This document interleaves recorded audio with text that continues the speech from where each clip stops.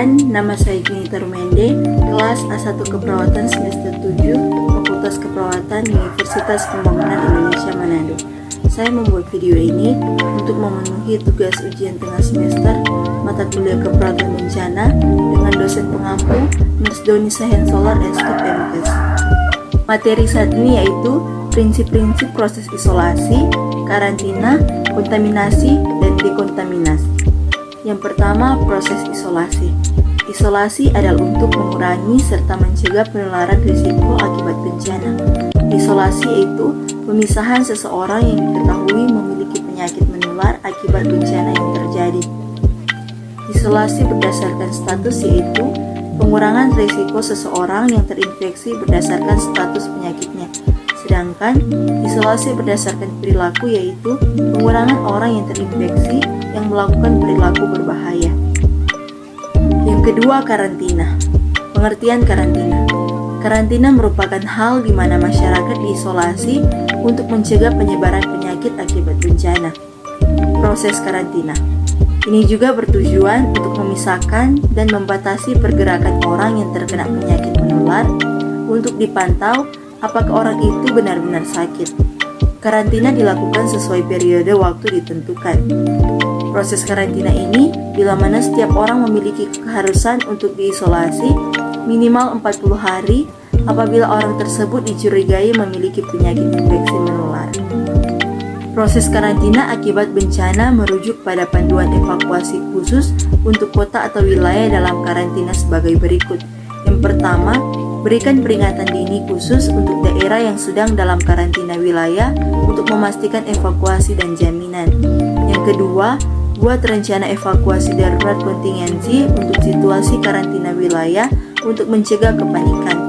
Yang ketiga, peningkatan penyebaran infeksi. Rencana respon bencana berdasarkan format garis waktu yang mencakup waktu pengangkatan pembatasan khusus di daerah khusus perlu dipertimbangkan. Yang keempat, pastikan koordinasi dengan otoritas setempat untuk menunjuk daerah yang aman dan rute evaluasi jika terjadi bencana ketika karantina wilayah. Yang ketiga, proses kontaminasi. Penerapan prinsip-prinsip kontaminasi pada dasarnya adalah suatu upaya untuk meniadakan kontaminasi atau pencemaran yang terjadi pada masyarakat pada saat bencana.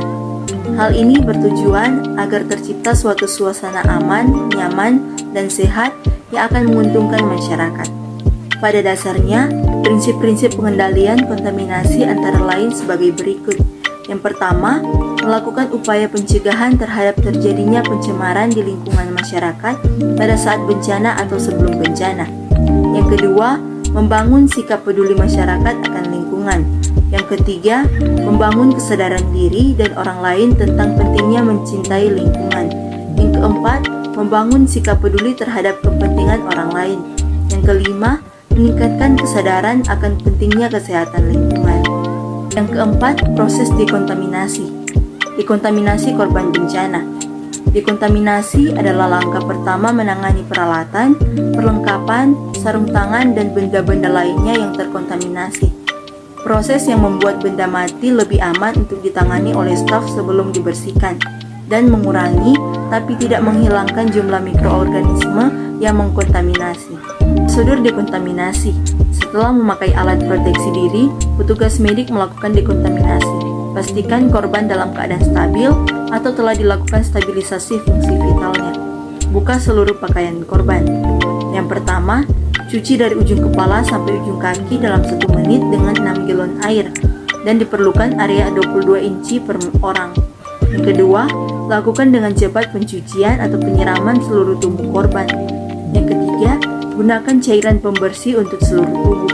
Cairan baru 0,5% sodium hipoklorit efektif untuk kontaminan biologi atau kimia. Yang keempat, untuk kontaminan biologi perlu waktu 10 menit.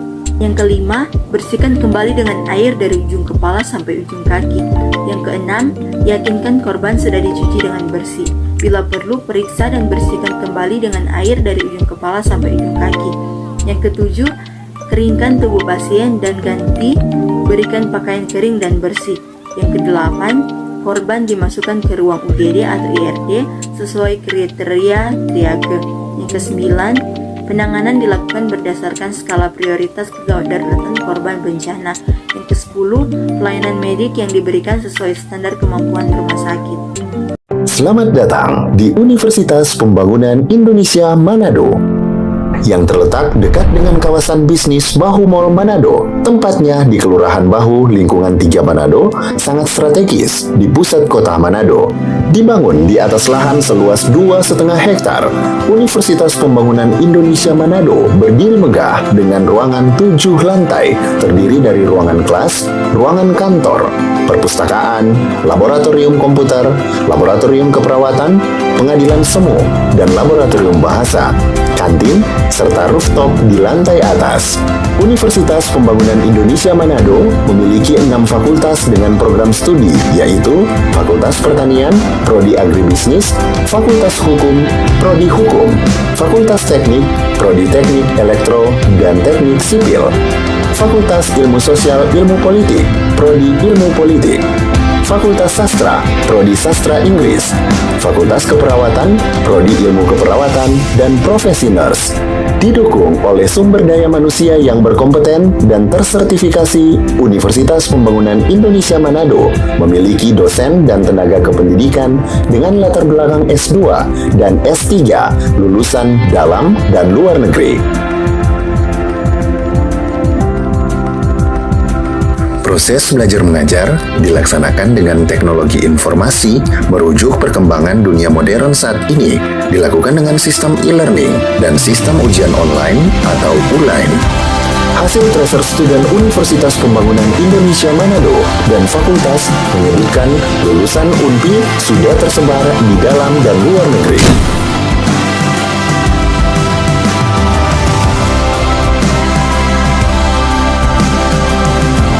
Selamat bergabung putra-putri terbaik bangsa. Kembangkan dirimu, raih cita-citamu setinggi bintang di langit.